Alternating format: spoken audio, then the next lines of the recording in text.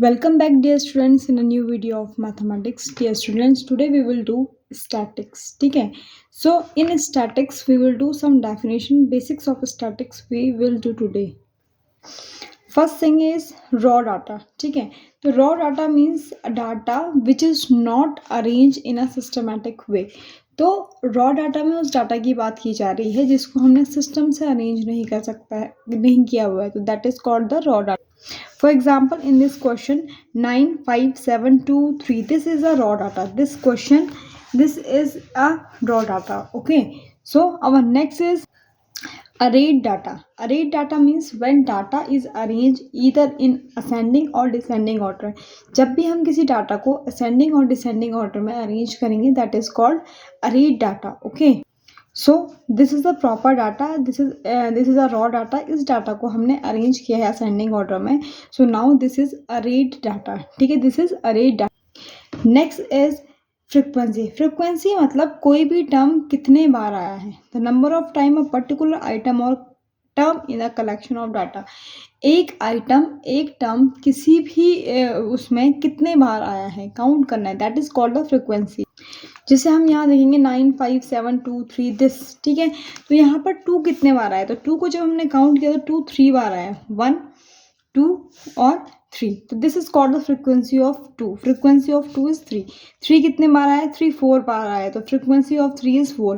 Frequency of 4 is 2. Frequency of 5 is 6. Frequency of 7 is 2 and frequency of 9 is 3. तो frequency मतलब एक term है आपका वो कितने बार आया है. ठीक है, that is called the frequency.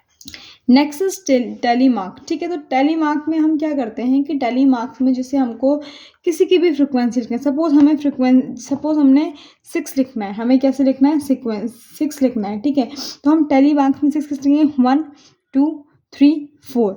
5 को आप ऐसे लिखेंगे. ठीक है, 5 को आप ऐसे लिखेंगे और 6 आप ऐसे कर देते हैं, दिस इज 6. ठीक है, नेक्स्ट इज रेंज. रेंज का क्या मतलब है, रेंज का मतलब है जो भी आपकी ऑब्जर्वेशन थी उसमें जो लार्जेस्ट नंबर और जो स्मॉलेस्ट नंबर होगा उन दोनों का डिफरेंस ही आपका रेंज होगा. क्या, जो भी आपकी ऑब्जर्वेशन थी उसमें जो लार्जेस्ट नंबर और स्मॉलेस्ट नंबर जो होगा उस दोनों का डिफरेंस ही क्या होगा, रेंज होगा. ठीक है, नेक्स्ट इज मीन. ठीक है, mean sum of all observation and total number of observation. जितना भी पूरा ऑब्जर्वेशन होगा उसको upon total number of observation. ठीक है, उसको हम कहेंगे मीन. जैसे हमारे पास सपोज है 1 है, 2 है, 5 है, 7 है, ये 4 नंबर है. इन 4 नंबरों को अगर आपने मीन निकालना है तो इस मीन निकालने के लिए आप क्या करेंगे, 1 + 2 + 5 + 7 करेंगे और अपॉन में क्या कितने नंबर है, 1 2 3 4. ठीक है, this is 4. This is the mean. ठीक है, mean of a frequency distribution. अब बेटा फ्रिक्वेंसी डिस्ट्रीब्यूशन में कैसे करते हैं. ठीक है,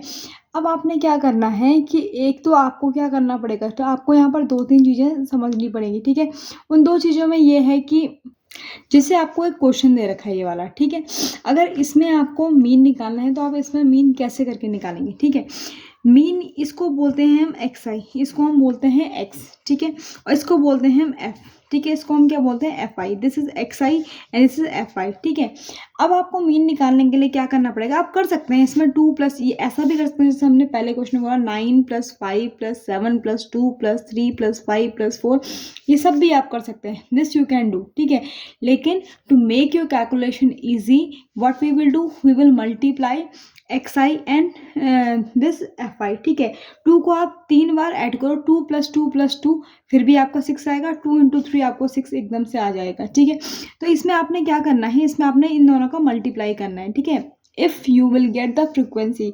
ठीक है, जब आपको फ्रिक्वेंसी मिलती है तो आपने क्या करना है, 2 × 3 6, 3 × 4 12 और 4 2 जा 8, 5 × 6 दैट इज 30, 7 × 2 इज 14, 9 × 3 27. इन सबको ऐड करना है 97. ठीक है, दैट इज 97. ठीक है, ऐसे मीन निकालना है और इन सब के लिए आपने क्या करना है, इन सबको ऐड करना है. तो जब आप इन सबको ऐड करोगे दैट इज 20. ठीक है, दैट इज 20. आप ऐसे भी करोगे तो भी सेम आएगा, but to make the calculation easy what we will do, we will write XI FI and then we will do FI XI.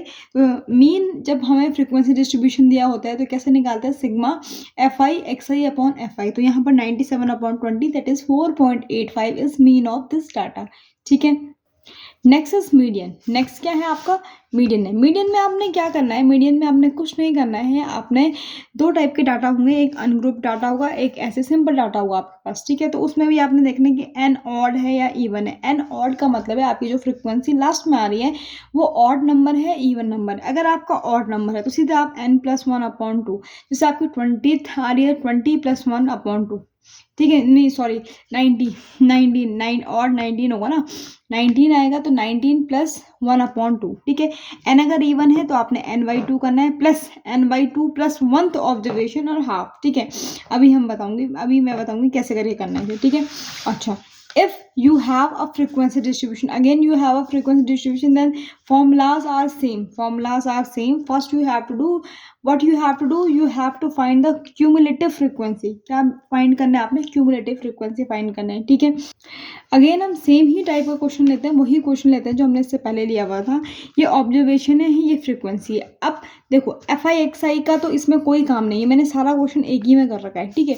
Now what we will do, cumulative frequency कैसे निकालते हैं? ऐड करना है आपको। Three में add किया, क्या यहाँ पर 3 था, पहले 3 लिखा, 3 में ये नेक्स्ट वाला ऐड किया, 3+4 दैट इज 7 आया, 7 में क्या 2 ऐड करना है ये वाला, ठीक है। 9 आया, 9 में 6 ऐड करना है, ठीक है। फिर क्या आया, फिर 15 आया, 15 में ये 2 ऐड करना है, फिर आया 17 दैट इज 17 में आपको 3 ऐड करना। This is the cumulative frequency, ठीक है।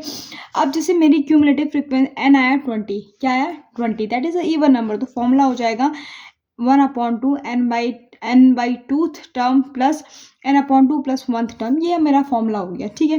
तो 1/2 20/2 प्लस 20/2 प्लस 1, ये मत कर देना आप पहले कि ऊपर ऐड कर दें और फिर डिवाइड करें, ऐसा नहीं करना है आपको। पहले आपको क्या करना है, पहले आपको डिवाइड कर देना है, ठीक है। n/2 प्लस 1 है तो ये हो गया 1/2 10th term plus 11th observation, 10th और 11th ऑब्जर्वेशन, ठीक है।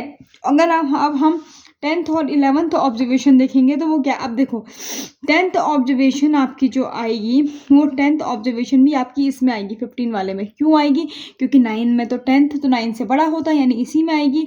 और 11th ऑब्जर्वेशन भी आपकी इसी में आएगी। आपने क्यूमुलेटिव फ्रिक्वेंसी देखनी है, जब आप टर्म देखेंगे ना, 10th टर्म और 11th टर्म कहाँ है, इधर तो कहीं भी नहीं है। 11th और 10th टर्म 9th में आ नहीं सकता, तो आपके 10th और 11th टर्म जो होंगे वो 15 में ही आएंगे। अब आप क्या करेंगे, यहाँ ऑब्जर्वेशन देखना है, फ्रिक्वेंसी नहीं देखना है, क्या देखना है, ऑब्जर्वेशन। तो आप जब ऑब्जर्वेशन देखेंगे तो 10th टर्म भी आपका क्या है 5 है और 11th टर्म भी 5 है, तो आपकी जो मीडियन आ गई ये 1/2, ठीक है। ये ब्रैकेट 1/2 ये, तो जब आप ये करेंगे तो दैट इज 5, ठीक है। तो first you have to find the cumulative frequency. Cumulative frequency के बाद आपने क्या करना है, ये अगर n इवन है तो ये वाला फॉर्मूला लगाना है। उसके बाद आपने देखना है where is your 10th and 11th term, यहाँ कहीं नहीं दिख रहा है। क्यूमुलेटिव फ्रिक्वेंसी में देखना है 10th और 11th टर्म, अगर नहीं दिख रहा है तो what you will do, you will see the means आपको एक नंबर बड़ा देखना है, ठीक है। 9th वाले में तो 10th नहीं आ सकता है और 17 वाले में भी 11th, तो ये दोनों इसी में आ जाएंगे, ठीक है। सो दिस, तो हम यहाँ से ये फॉर्मूला हमने लगा दिया, ठीक है। लास्ट है mode of a set of a data is the observation whose frequency is the largest, ठीक है। मोड क्या होता है, जिसकी फ्रिक्वेंसी सबसे ज़्यादा होगी उसको हम क्या कहेंगे, मोड कहेंगे। अब जैसे हमारे पास यही डाटा है, ठीक है। तो इसमें आप देखो कि फ्रिक्वेंसी किसकी ज़्यादा है, 2 की 3 है, 3 की 4 है, 3 फ्रिक्वेंसी मतलब कितने बार कौन आया है, ठीक है। यहाँ देखिए कि 5-6 बार आया, सबसे ज़्यादा बार कोई आया है तो 5 आया, तो फ्रिक्वेंसी 5 की ज़्यादा है, तो मोड इसका क्या हो जाएगा, 5 हो जाएगा, ठीक है। आई होप आपको ये क्वेश्चन समझ आया होगा। Up to that point be safe, stay healthy, thank you, have a nice day.